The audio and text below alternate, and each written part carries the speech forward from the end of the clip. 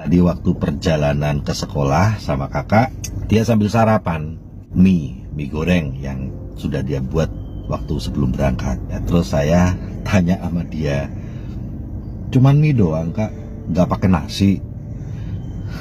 Dia ngeliatin saya bingung, lah masa karbohidrat semua? Saya bercandain, iya kak, ya jadi makanan pokoknya kan nasi, mie-nya itu buat lauk, dikasih nih camilan-camilannya, kentang, dessertnya pencuci mulut, kolak ubi. Rasanya komplit banget, betul nggak? Waduh, rasanya itu makanan, coba Anda bayangin kalau Anda makan seperti itu. Wah, ini makanannya enak banget, ya. Padahal itu semua karbohidrat. Itu semua makanan yang pokok. Anda bisa aja makan nasi aja, Anda bisa aja makan mie aja, Anda bisa aja makan kentang aja, dan Anda bisa aja makan ubi aja, karena semua karbohidrat. Tapi kita berasa udah makan komplit, ada lauk pauknya dan ada cuci mulut. Dan ini tepat seperti kita yang merasa sudah berperan sebagai pencari nafkah, tapi udah ngerasa saya menjadi ibu yang baik. Kenapa? Karena saya sudah menafkahi anak. Saya sudah menjadi anak yang baik karena sudah menafkahi orang tua. Saya sudah menjadi pasangan yang baik karena menafkahi suami yang nggak bisa kerja. Saya juga sudah menjadi orang tua yang bertanggung jawab karena saya sudah membangunkan rumahnya kalau anak sampai wisuda dan membiayai biaya pernikahan anak saya. Rasanya kita berpikir bahwa kita sudah komplit gitu. Padahal itu cuma satu perantau. Itu cuma pencari nafkah. Tetapi kita berasa sudah memenuhi peran kita sebagai ibu, sebagai anak, sebagai pasangan, sebagai keluarga gitu. Keliru teman-teman. Ya itu persis sama seperti yang tadi itu. Orang makan nasi, lauknya mie, karbohidrat lagi. Terus camilannya sambal kentang, karbohidrat lagi. Dan makanan penutup adalah kolak ubi, karbohidrat lagi. Nggak ada, sama sekali nggak ada nutrisi yang lain. Itu kalau makan tiap hari kayak gitu rusak tuh badan karena nggak ada nutrisinya. Semua karbohidrat, gendut dan nggak sehat. Dulu saya juga mungkin seperti itu ya, kepala keluarga yang bertanggung jawab karena mencari nafkah. Terus saya juga merasa sebagai ayah yang bertanggung jawab. Kenapa? Udah membiayai sekolah anak. Saya juga sudah merasa sebagai suami yang bertanggung jawab. Kenapa? Ya sudah membiayai istri saya. Saya merasa sudah sebagai anak yang bertanggung jawab. Kenapa? Ya sudah membiayai orang tua saya, kebutuhan-kebutuhannya. Hanya karena uang kita merasa sudah mengisi semua peran. Ini kan lucu, persis kayak tadi kasus makan tadi. Uang itu ya cuman peran pencari nafkah, titik. Menafkahi anak, menafkahi pasangan, menafkahi orang tua, menafkahi rumah, menafkahi sekolah, menafkahi pernikahan, titik. Tapi itu tidak pernah bisa menggantikan peran sebagai ibu, sebagai bapak, sebagai anak untuk orang tua, sebagai pasangan. Tidak. Ya, mari kita kupas topik segalanya diciptakan dua kali. Merujuk pada tujuan akhir didasarkan pada prinsip bahwa segalanya diciptakan dua kali. Ada ciptaan mental atau pertama dan ada ciptaan fisik atau kedua. Sebagai contoh, lihatlah pembangunan sebuah rumah. Anda menciptakannya secara rinci sebelum Anda menanam pasak pertama di tempatnya. Anda mencoba mendapatkan pengertian yang sangat jelas tentang rumah macam apa yang Anda kehendaki. Jika Anda menginginkan sebuah rumah yang berpusat pada keluarga, maka Anda akan merancang untuk menempatkan ruang keluarga sebagai tempat berkumpul. Anda merencanakan pintu sorong dan pekarangan di belakang rumah, tempat anak-anak bermain. Anda bekerja dengan gagasan, dengan pikiran Anda hingga mendapatkan gambaran yang jelas tentang apa yang Anda ingin bangun. Lalu Anda menuangkannya menjadi cetak biru dan mengembangkan rencana konstruksi rumah itu. Semua ini dikerjakan sebelum tanahnya disentuh. Jika tidak, maka dalam ciptaan kedua, yaitu ciptaan fisik, Anda akan terpaksa membuat perubahan mahal yang mungkin melipat duakan biaya pembangunan rumah Anda. Kaidah tukang kayu itu berbunyi seperti ini prinsip tukang kayu. Ukurlah 2 kali, tapi potonglah sekali. Anda harus memastikan dan memastikan lagi bahwa cetak birunya atau ciptaan pertama, yaitu ciptaan mental itu benar-benar seperti apa yang Anda kehendaki, bahwa Anda sudah memikirkan segalanya sehingga tuntas. Lalu Anda memasang bata dan semen tiap hari hingga tuntas. Stop dulu, yuk kita bedah yuk. Segalanya diciptakan 2 kali, yaitu ciptaan mental dan ciptaan fisik. Kita membuat gambarannya dulu dalam bayangan imajinasi kita, lalu barulah kita mengerjakannya. Nah, ini jangan cuma ngomong tentang rumah, jangan ngomong tentang mobil saja, jangan ngomong tentang saya pengen punya penghasilan 20 juta setiap bulan saja. Sebaiknya adalah ciptaan mental tentang peran-peran kita. Kebanyakan orang di dalam dreams book-nya atau impian tentang kehidupan yang dia inginkan itu hanya memikirkan tentang materi. Di dalam dreams book-nya dia hanya menempel rumah mewah, mobil impian dia, penghasilan dia tulis yang dia inginkan, misalnya 100 juta setiap bulan. Lalu foto umroh, dan juga memang dia juga menempelkan foto keluarganya. Namun pertanyaannya adalah, betulkah di dalam visualisasi ciptaan mental ini, ciptaan pertama ini, betulkah dia sudah memikirkan peran-peran dalam kehidupan dia? Buku impiannya, dreams book-nya, ada rumah mewah, saya juga ya nempelin rumah mewah, lalu ada foto keluarga dia, ada orang tua, ada anak-anak, ada pasangan. Betulkah dalam benak dia sudah menggambarkan peran-peran yang dia inginkan? Jangan-jangan meskipun menempelkan buku impian rumah mewah, kemudian mobil, lalu kemudian foto keluarga, tetapi di dalam pemikiran dia itu perannya hanyalah pencari nafkah, sukses di bisnis TNC secara bonus, bisa untuk bangun rumah impian, membuat anak-anak tinggal di rumah impian yang bahagia, tetapi tidak pernah berpikir menciptakan ciptaan pertama mental sebagai orang tua yang punya waktu dan merawat anak-anak, sebagai anak yang punya waktu berperan merawat orang tua, dan sebagai pasangan yang punya kehidupan pernikahan yang bahagia. Jangan-jangan hal-hal itu tidak ada. Bahkan jangan-jangan dia tidak menggambarkan sebagai upline yang bertanggung jawab bagi downline-downline-nya. Itu sebabnya buku impian namun tidak komplit gambaran peran-perannya.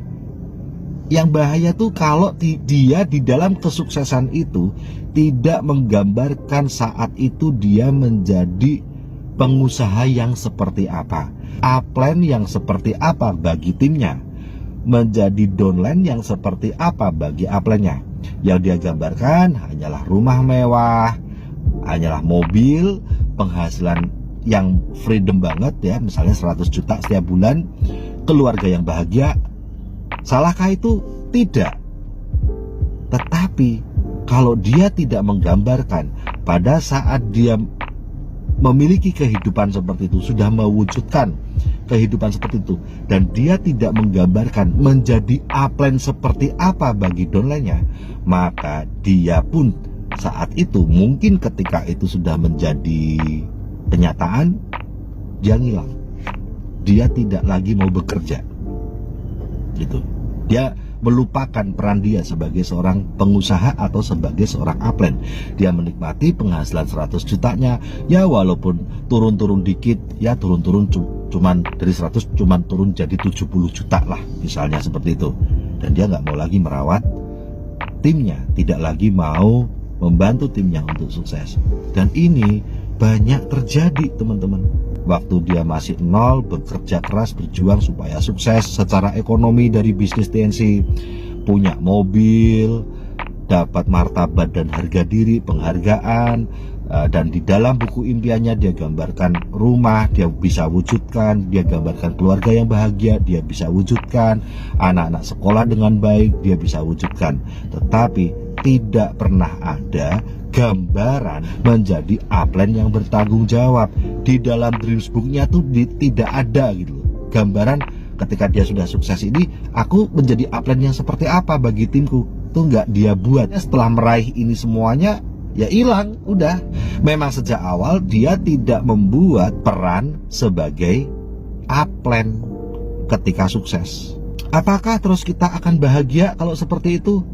Mendapatkan sukses saya secara finansial sehingga punya rumah hasil bonus TNC, punya mobil hasil bonus TNC, anak-anak yang bisa sekolah lulus hasil dari bonus TNC, mengumrohkan orang tua hasil bonus TNC. Setelah itu saya hilang, saya tidak merawat tim saya lagi, saya nggak masalah, saya nggak peduli. Pertanyaan saya, bahagiakah itu?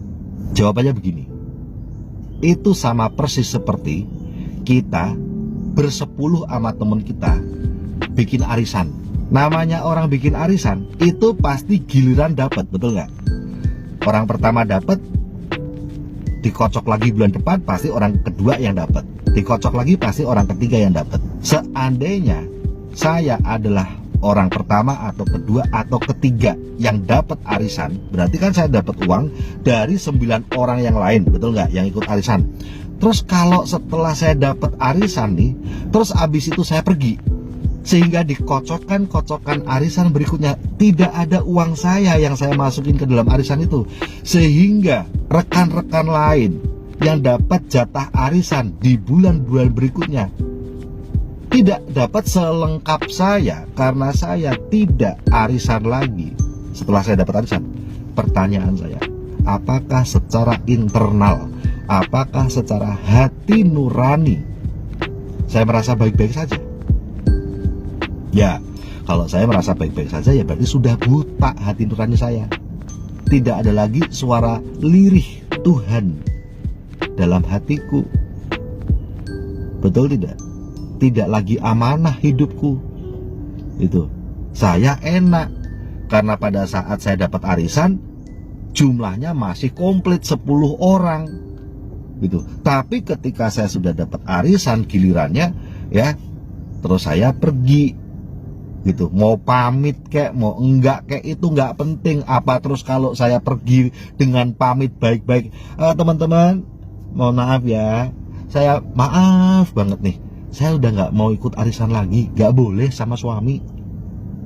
Mau dibuat sopan kayak apapun, intinya kamu nggak amanah. Lah, kalau gitu ngapain lu kemarin ngambil arisannya? Balikin. Meskipun ngomong dengan gini-gini, tetapi faktanya kamu tetap menikmati uang arisanmu yang komplit dari 9 orang lain dan tidak mau mengembalikan itu. Ya itu namanya mangga amanah. Apakah ada kedamaian di hati nuranimu? Kalau ada, ya buta, karena hati nurani itu cuma diisi suara Tuhan. Ketika kita melanggar hati nurani dan kita tetap merasa tenang-tenang saja, itu suara setan. Supaya kita lah, saya juga harus mengingetin diri saya sendiri, supaya kita tidak terjebak dalam sukses yang keliru. Maka sebaiknya waktu kita sekarang membuat ciptaan pertama, yaitu ciptaan mental, yaitu visi, yaitu dreams book, jangan hanya melihat satu peran atau 2 peran saja. Jangan lupa untuk nempel foto Anda tuh sebagai pribadi apa, peran apa. Jangan pernah lupa sumbernya dari mana. Maka saya di dalam Dreamsbook saya ini tidak ada fotonya. Saya bingung fotonya apa, cuman foto muka saya aja. Tetapi saya juga tulis dalam Dreamsbook saya adalah upline yang bertanggung jawab dan menyayangi tim saya. Itu saya tulis, teman-teman. Ya, di dalam foto menikah waktu itu saya bahkan, namanya saya juga waktu itu belum menikah, saya cuma tempelkan saja gambar suami istri yang bahagia gitu ya, lagi ciprat-cipratan air gitu. Ciprat-cipratan air kok bahagia? Ya itu kan air di pancuran di luar negeri. Kalau ciprat-cipratan air Lombok lah itu baru namanya cakar-cakaran. Nah, dan di situ saya bukan hanya menggambarkan diri saya sebagai seorang suami. Saya menggambarkan diri saya sebagai seorang pasangan yang menyayangi pasangannya. Gitu loh, menyayangi pasangannya.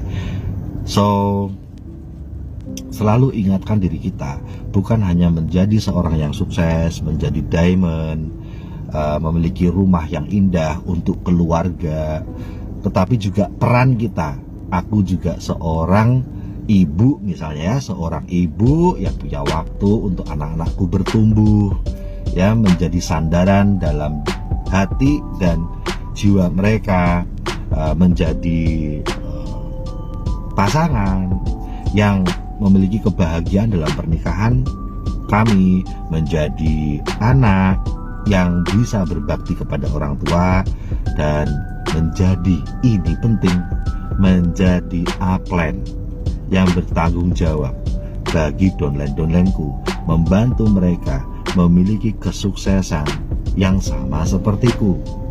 Jadikanlah itu misi, supaya kita tidak akan jadi kacang lupa kulitnya, supaya kita tidak menjadi anak durhaka dalam peran kita kepada upline, gitu loh, karena itu tidak berkah. Oke, itu adalah ciptaan pertama, ya, ciptaan mental. Sebagai contoh lain, lihatlah bisnis. Jika Anda ingin mempunyai bisnis yang berhasil, Anda mendefinisikan dengan jelas apa yang ingin Anda capai. Anda memikirkan secara tuntas dan cermat produk atau jasa yang Anda ingin berikan sesuai dengan target pasar Anda. Lalu Anda mengorganisir semua bagian, mulai dari keuangan, penelitian dan pengembangan, operasional, pemasaran, personel, fasilitas fisik, dan sebagainya untuk mencapai sasaran itu. Sejauh mana Anda melihat tujuan akhir seringkali menentukan apakah Anda mampu atau tidak menciptakan sebuah perusahaan yang berhasil. Kebanyakan kegagalan bisnis diawali dari ciptaan pertamanya, dengan masalah-masalah seperti kurangnya modal, kesalahpahaman tentang pasar, atau tidak adanya rencana bisnis. Hal yang sama berlaku dalam hal menjadi orang tua. Jika Anda ingin membesarkan anak yang memiliki disiplin diri dan bertanggung jawab, Anda harus mengingat tujuan akhir itu dengan jelas dalam pikiran Anda ketika Anda berinteraksi atau berhubungan dengan anak Anda setiap hari. Anda tidak boleh bertindak terhadap mereka dengan cara-cara yang merusak disiplin diri atau harga diri mereka. Saya merasakan, ya, semakin kita mendalami 7 kebiasaan manusia yang sangat efektif ini, saya merasakan sekarang tuh perjuangan banget loh. Mungkin teman-teman yang juga ngikutin bedah buku ini, Anda juga merasakan itu. Ternyata perjuangan saya dan Anda, nanti Anda pasti ngerasain itu. Jadi saya tuh sekarang terus meneliti diri saya, dan semuanya itu kayak diperjuangkan gitu. Saya meneliti diri saya dalam satu hari, aku udah jadi papa yang baik belum ya buat kakak hari ini?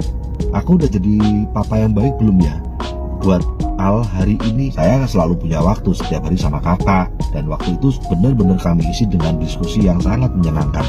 Beberapa hari ini sih Aldrin itu lagi muda bete gitu, tahu tuh cowok kok betean. Kemarin satu hari itu susah banget saya ngajak ngobrol dia. Jadi Kemarin tuh ya, papa waktu bedah buku tuh, papa pakai lagu back songnya Minecraft loh. Dia kan sukanya Minecraft tuh, game Minecraft. Kemarin itu saya back songnya pakai back song dari Minecraft, gamenya dia tuh. Seru ya, asik ya. Nah, pada saat saya ngomong gitu, dia sambil main game ngelirik ke saya, terus gini.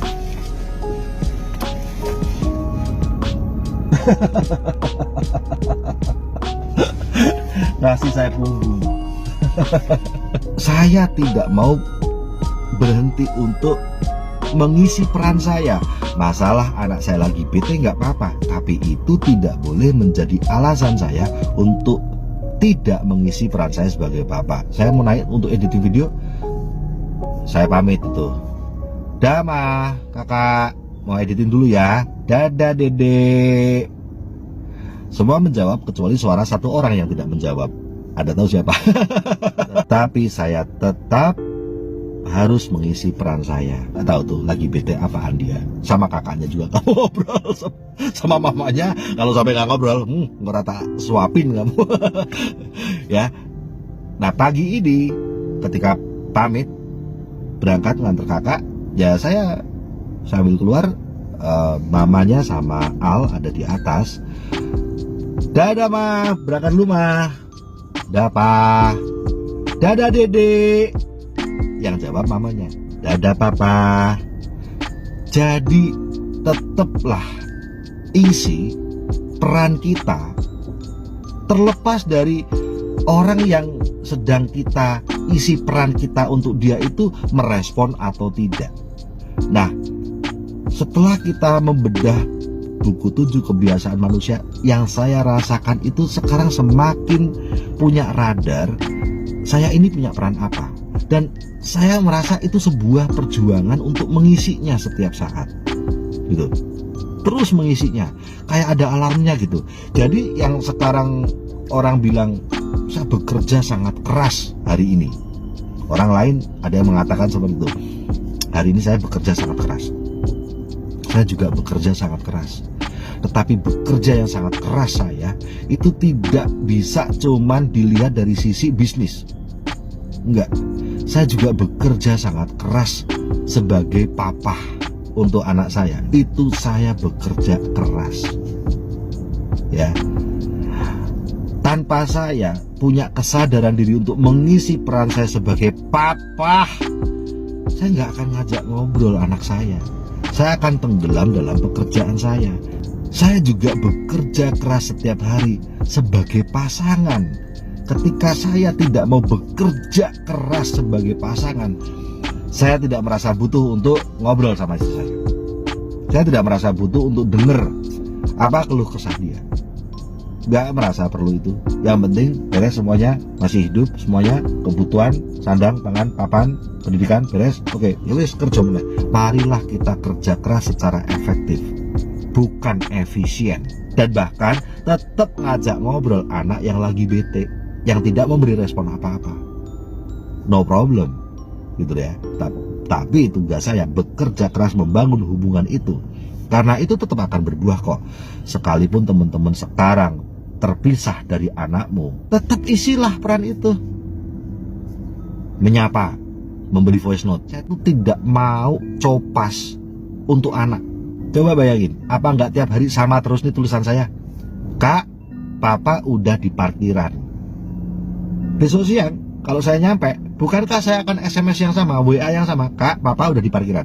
Besok siang di jam yang sama, bukankah saya akan WhatsApp lagi, Kak, papa ada di parkiran. Bukankah itu bisa dibuat poster aja, tinggal upload lagi tuh poster atau stiker. Tetapi suara hati saya itu menentang keras setiap kali saya mau copas dari WhatsApp yang hari sebelumnya. Saya sama Audrey, ya cuman itu yang di WhatsApp, yang lainnya kan kita ngobrol.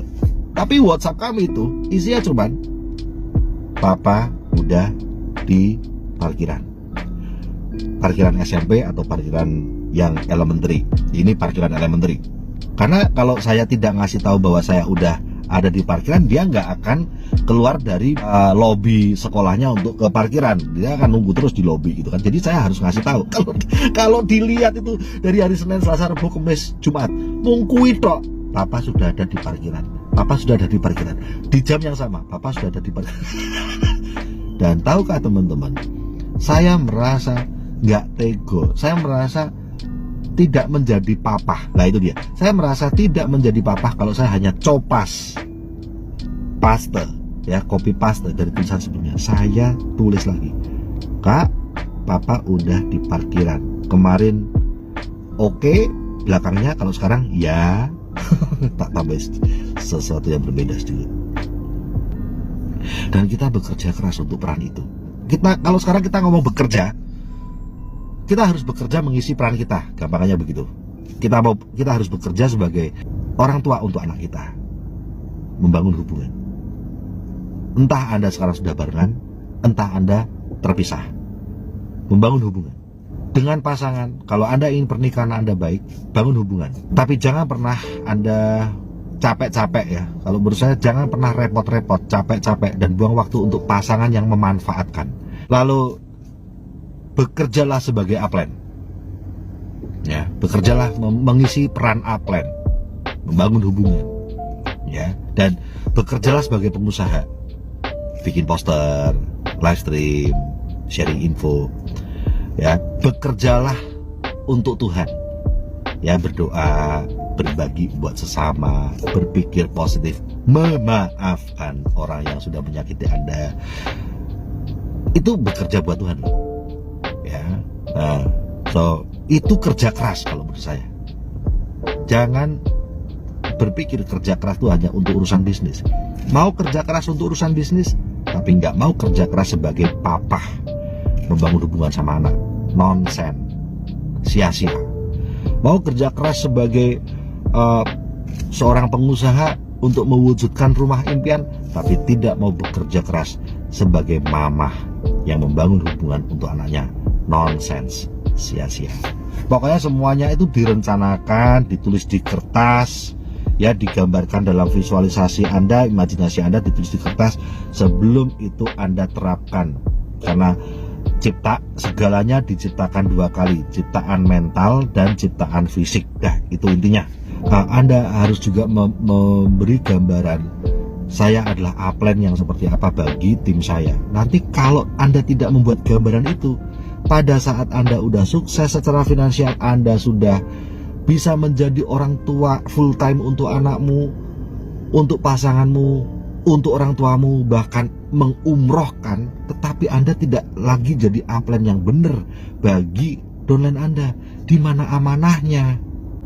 Tuhan mau menitipkan kesuksesan itu pada kita agar kita bisa membantu orang lain mendapatkan kesuksesan yang sama. Itu kan cuma titipan. Kalau nggak amanah ya cabut semua sama Tuhan. Menurut desain atau standar, ada prinsip bahwa segalanya diciptakan dua kali, tetapi tidak semua ciptaan pertama didasarkan oleh desain yang disadari penuh. Jika kita tidak mengembangkan kesadaran diri kita sendiri dan bertanggung jawab atas ciptaan pertama, kita memberi kekuasaan kepada orang lain dan keadaan di luar lingkaran pengaruh kita untuk membentuk sebagian besar dari hidup kita berdasarkan standar yang ada.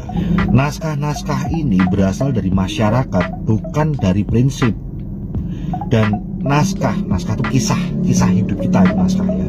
Dan naskah ini muncul dari kerentanan atau kerapuhan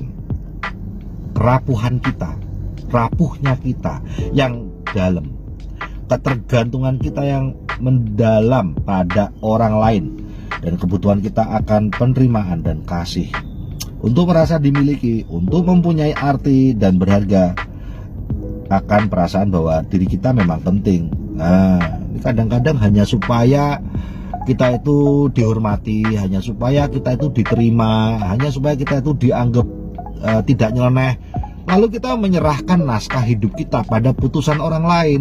Adanya sudah bekerja berjuang untuk sukses. Ini terjadi loh. Dia conference malam nih di rumahnya nih, udah di Indonesia. Lalu kemudian besok paginya tetangga kasak kusuk ngomong sama dia, Bu, ya ampun, ibu tahu nggak sih Bu, ibu tuh sampai jam 9 malam, sampai jam 10 malam suaranya kedengeran kemana-mana. Ibu ketawa, ibu ini pidato gitu. Nggak enak Bu, ibu kan seorang janda, ibu nggak takut nih pandangan tetangga-tetangga. Kalau udah kayak gitu males banget ya. Lalu kita besoknya tidak lagi live stream, atau kita besoknya tidak lagi ikut conference, kita besoknya tidak lagi jadi petugas. Susah lagi hidupnya. Itu namanya kita menyerahkan naskah hidup kita pada rancangan orang lain yang sama sekali tidak satu visi dengan kita.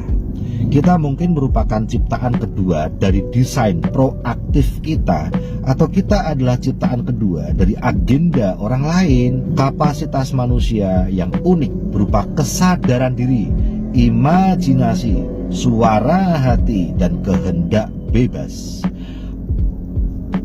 Ruang kebebasan memilih respon memungkinkan kita menguji ciptaan pertama dan memungkinkan kita bertanggung jawab atas ciptaan pertama, ciptaan mental, membuat visi, membuat impian sesuai peran-peran kita, untuk menulis naskah kita sendiri. Ini penting ya, menulis naskah kita sendiri.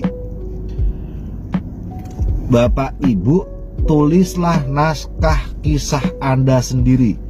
Sebagai anak, untuk orang tua, Anda tulis sendiri. Aku itu menulis naskah hidupku sebagai anak untuk orang tua aku tuh kayak apa. Dan tidak peduli orang mau setuju mau enggak, who cares, ini orang tuaku. Dan aku memandang, aku sudah tahu menjadi anak yang berbakti itu seperti apa. Aku tulis sendiri naskahku. Sebagai orang tua untuk anak kita, tulislah naskah Anda sendiri. Gak usah peduli apa kata orang, ya, bahkan apa kata pasangan. Andalah yang tahu. Menjadi ibu yang baik dan benar buat anakku tuh ibu yang seperti apa. Tulislah naskah Anda sendiri, ya, gitu.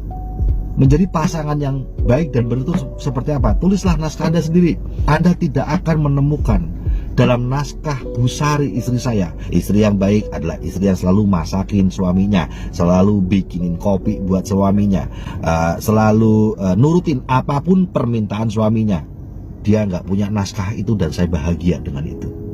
Karena bagi dia, istri yang baik adalah istri yang support suaminya.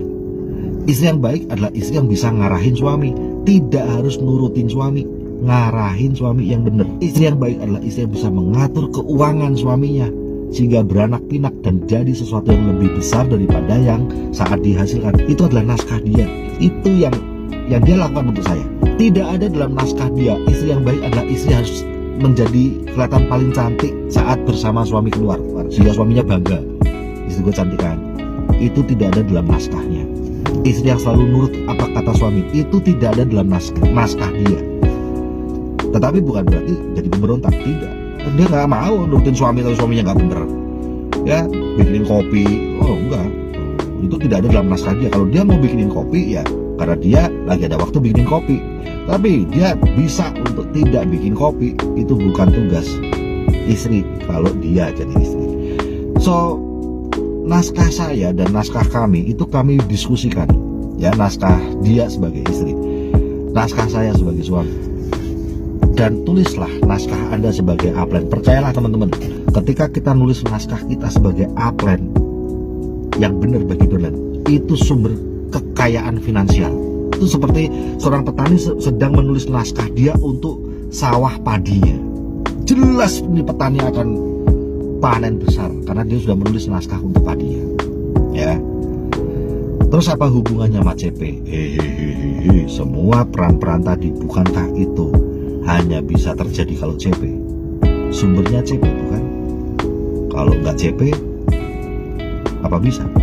Saya menulis naskah hidup saya sebagai ayah yang bahagia untuk anaknya, pasangan yang bahagia bersama pasangannya, anak yang berbahagia bersama ibunya, pengusaha yang berbahagia dengan bisnisnya, upline yang berbahagia dengan downline-nya. Apakah kalau saya nggak CP, saya bisa dapat semua itu? Ya enggak lah. Apakah kalau jadi TKW bisa dapat semua itu? Enggak lah.